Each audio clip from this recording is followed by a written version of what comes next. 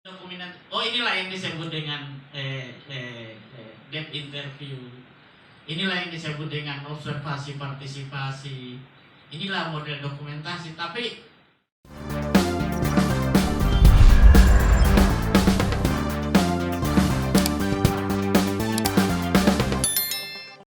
awal-awal munculnya ilmu antropologi itu adalah hanya deskripsi tentang suku-suku bangsa yang dilakukan oleh orang Eropa di luar dari bangsanya, menarasikan bagaimana kebudayaan orang-orang yang dia datangi, sama dengan yang dilakukan oleh adik-adik saya ini.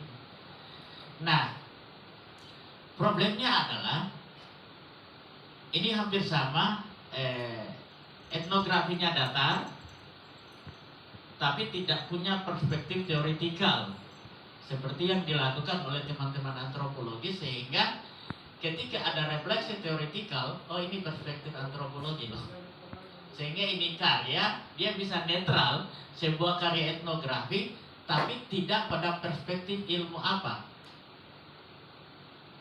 Makanya saya tadi cemburu juga, kenapa tidak ada mahasiswa saya atau alumni antropologi, padahal saya banyak bawa pasukan antropologi sini. Kita bahas dulu karya-karya teman-teman yang non antropologi, tapi justru dia menulis sangat antropologis bagi saya. Nah, di pengantar saya tertarik sekali.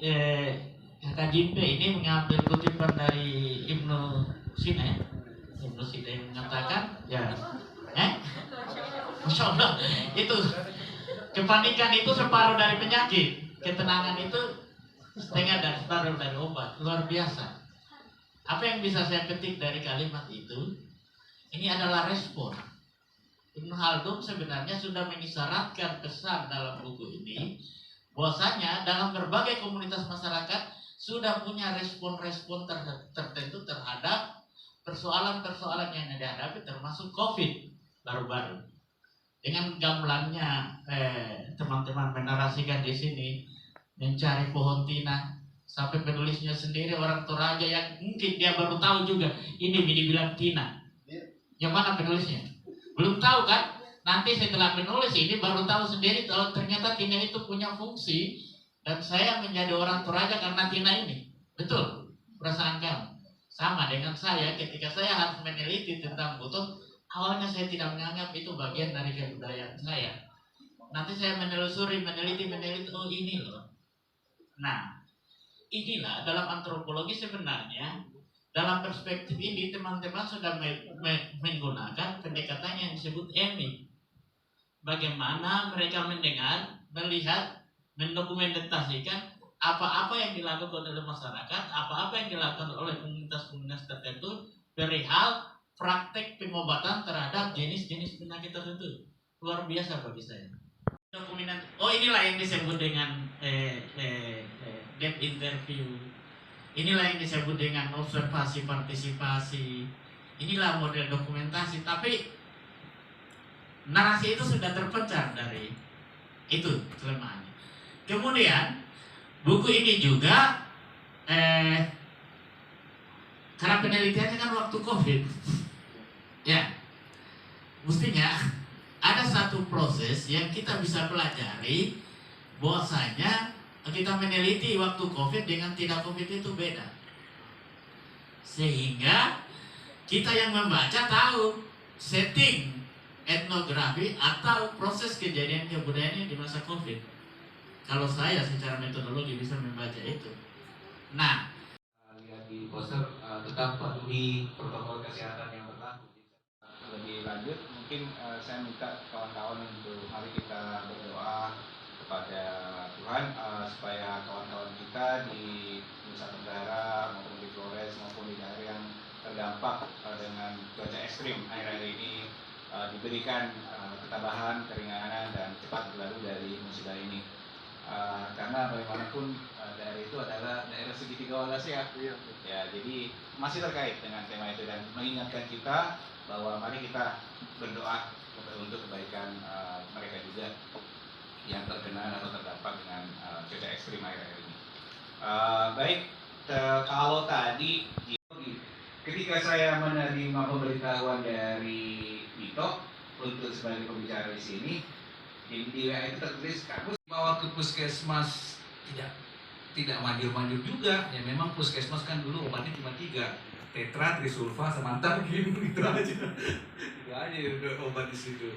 Nah, ini tidak membantu, tapi kemudian orang tua memberi saya ada yang disebut dengan bahasa Inggris daun pai-pai, pahit sekali. Dan kemudian alhamdulillah saya bisa sembuh dengan obat dari herbal tersebut. Jadi saya meskipun sekarang di Makassar, tapi saya besar di Sopeng dengan suasana yang traditional medicine seperti ini. Ini saya merasakan sekali. Tetapi saya dimintanya dari perspektif HI. Jadi ya sesuai dengan amanat Kajim dan teman-teman, baiklah.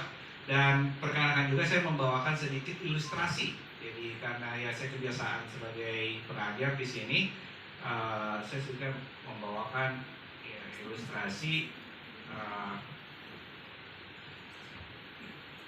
Oke, jadi saya berdiri saja karena sakit lah kalau selalu mau balik. Jadi di sini saja. Oke, jadi saya berusaha mencoba menghubungkan ilmu yang saya miliki, pengetahuan yang saya miliki dengan pengalaman teman-teman penulis dan pengetahuan dari Abed juga mungkin. Jadi terkait dengan pengobatan tradisional itu sebenarnya sudah berlangsung sangat lama, dan Asia Tenggara merupakan daerah, betul studi saya, spesialisasi saya di daerah di Asia Tenggara, memiliki khasanah dan kekayaan budaya dan materi. Jadi material culture-nya, juga social culture-nya, antropologinya juga sangat kaya dengan apa yang disebut dengan pengobatan tradisional atau traditional medicine dan remedies atau penyembuhan. Nah, tetapi kalau kita sekarang melihat bahwa pengobatan tradisional ini, karena saat ini dunia pengobatan didominasi oleh pengobatan medik ala barat, atau yang kemudian dikenal dalam disiplin pengetahuan sebagai farmakologi, maka traditional medicine ini sedikit agak dipinggirkan menjadi alternatif. Nah, itu yang terjadi sekarang, teman-teman. Mungkin para penulis bisa merasakan situasi di lapangan bahwa ini yang dirasakan sebagai alternatif. Jadi ketika orang-orang sakit dan kemudian tidak memilih dunia medik atau medikasi atau klinik, maka disebutlah pengobatan alternatif. Dan salah satu pengobatan alternatif itu adalah pengobatan tradisional. Nah, di sini pengobatan tradisional sendiri sebenarnya tidak bisa dilepaskan bahwa dia juga adalah sains. Dia adalah sains. Jadi di sini kita melihat bahwa dia sebagai sains dan dia sebagai sebuah praktek. Jadi pengobatan tradisional, kenapa? Apa perbedaannya? Kalau dia sebagai sains, maka dia ada metode, tentu dia scientific method, metode ilmiah, dan kemudian ada evidence. Jadi itu metode, dan itu terjadi di pengobatan tradisional. Tetapi selain itu, salah satu karakter dalam pengobatan tradisional adalah belief. Dia sebagai praktek karena juga ada kepercayaan. Jadi kalau orang Buddhis bilang, siapa kau aja apa kau di mata pe, artinya kau tidak akan sembuh kalau kau tidak percaya. Sehingga instrumen belief ini menjadi satu bagian dan tidak ada di dalam dunia medik klinik.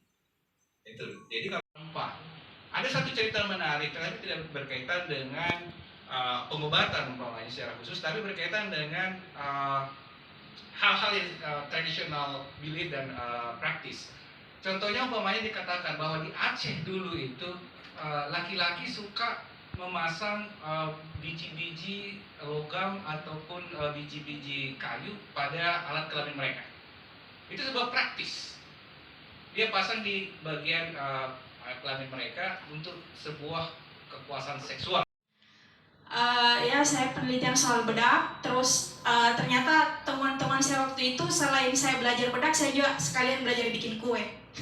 Jadi sekalian kayak begitu.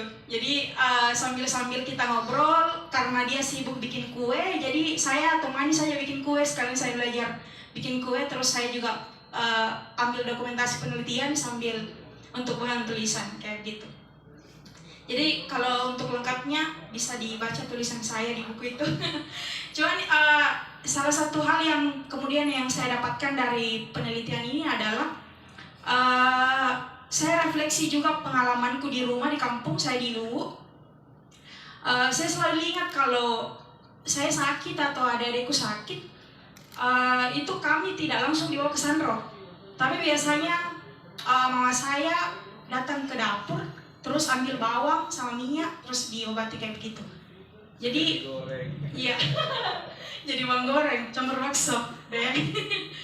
Jadi saya kemudian dapat satu pemahaman baru bahwa ternyata ada beberapa lapis pengobatan yang diusahakan sama warga gitu. Yang pertama, sebelum kita keluar dari rumah, biasanya orang-orang di rumah akan berusaha untuk memanfaatkan apa-apa yang ada di rumah untuk pengobatan. Kayak apa namanya itu? Cacar, pokoknya yang merah-merah. Terus bahan-bahannya sederhana kayak begini. Kayak begitu sih yang saya dapatkan. Mungkin teman-teman atau bicara metode yang saya pakai itu sebenarnya anti sekolah. Jadi tidak membaca. Larangan pertama yang saya berlakukan setiap workshop di kampung buku selama 12 tahun, jangan membaca. Nanti menulis baru membaca. Karena kebanyakan membaca, kebanyakan sok taunya, kebanyakan teorinya, kaku di lapangan, tidak berempati tadi. Jadi teman-teman saya larang dulu membaca. Jadi saya menemani teman-teman, bukan sebagai dosen atau apa. Bahkan tidak ada misalnya konsep-konsep yang dalam antropologi etnografi atau snowballing itu tidak ada istilah itu. Bahkan sebenarnya saya tahan, saya tahu istilah itu. Saya kenal dengar dari Kak Iping, dengar dari Kak Yahya, dengar dari teman-teman yang di antropologi, tapi buat apa? Mahasiswa itu sudah kebanyakan diceramai. Kasihan kalau mereka keluar kampus kemudian ceramai, bebannya ganda. Jadi yang saya coba bantu sebenarnya teman-teman di kampus juga, kita kan sebenarnya saling bantu lah ya, maksudnya. Dan Kakak Iping tadi bilang ini anak 94 semua lagi reuni. Tapi soalnya adalah begini, tidak begitu mudah untuk mengajak orang akademisi untuk berbagi keluar yang bukan lembaga yang dianggap mentereng. Ya saya ada di Ininawa, saya di penerbit Ininawa 15 tahun saya di Ininawa. Itu yang selalu terus menerus saya alami gitu. Aktor atau peranata pengobatan di Austronesia itu biasanya perempuan. Mungkin ya, biasa Sandro itu yang lebih mantul itu biasanya perempuan kalau menurut saya. Tapi kenapa ini laki-laki? Laki-laki seseorang yang maskulin kekar lagi. Kekar. Tidak pernah kita bayangkan dalam buku ini orang seperti ini mau mengubah, pasti membunuh ini. Iya, kalau dari ya, tapi dia membelakangi. Artinya ada hal-hal yang pernah kita abaikan, yang ada di permukaan bagian dari kebudayaan kita, yang selama ini terbaikan, ternyata ini menjadi faedah penting dalam kehidupan kita. Walau alam, saya hanya menafsirkan begitu karena di luar ini.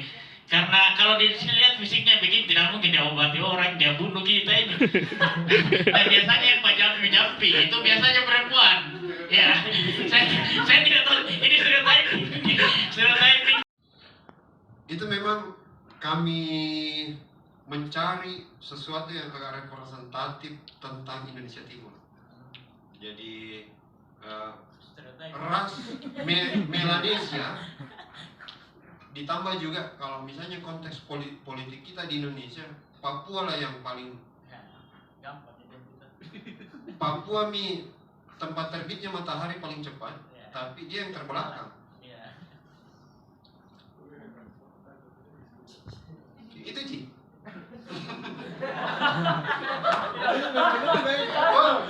Masih di sini di dunia kampus adalah kita menjadi menara gading, penuh dengan buku-buku teks, jurnal-jurnal ilmiah, kejar Scopus dan sebagainya. Masyarakat tidak tahu apa kontribusi yang kita bisa berikan kepada mereka.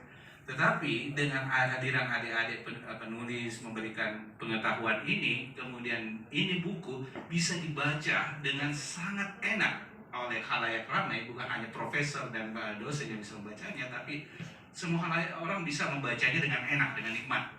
Dan itu sebuah jembatan yang sangat bagus menghubungkan pengetahuan dengan masyarakat umum itu adalah hal yang sangat bagus. Yang kedua yang saya lihat di sini adalah lintas atau interdisipliner yang sangat asik menurut saya. Dari ekonomi membahas tentang pohon-pohon dengan nilai-nilai farmakologinya dan sebagainya, itu menunjukkan bahwa pengetahuan itu semakin dinamis. Dan memang ya di Unhas ini kalau saya mau lihat ada kecenderungan ironis, cenderung anomali umpamanya. Oke, teman-teman dari sastra daerah dari Asia Barat. Nah, dia berada di Fakultas Ilmu Budaya. Kita berada di Fakultas Ilmu Sosial Politik.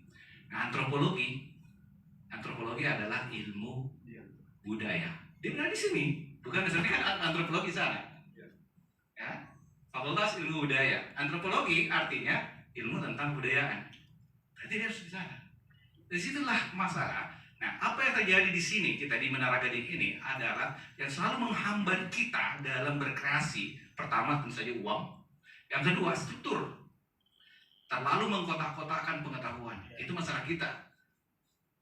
Jadi ada orang yang kalau pemainnya Agus bercerita tentang Malaysia, langsung mengatakan, mana tahu kan? Siapa kok? Nggak tahu sih kok. Dalam pengetahuan diskusi ada namanya argumentatum ad hominem. Pernah dengar? Argumentatum ad hominem. Kita menyerang orang pada personalnya, bukan pada apa yang dikemukakannya. Tidak, kita melihat orang pada apa kotakan kau. Kita melihat status dan predikat yang disandangnya pada personnya, bukan pada apa yang disampaikannya. Itu namanya argumentatum ad hominem dan itu negatif. Nah, inilah masalah kita di menghambat kreativitas dengan di dalam Menara Gading ini. Yang kedua, masalah metodologi. Itu menghambat kreativitas kita. Sedikit-sedikit, apa metodologinya ini? Kita mau meneliti, ada ide begini, metodologinya udah benar atau belum salah? Selalu diseleksi dengan alasan metodologi. Jadi kadang kita punya ide yang bagus dan selalu dinegasikan dengan alasan, dibantai dengan alasan metodologi. Gitu.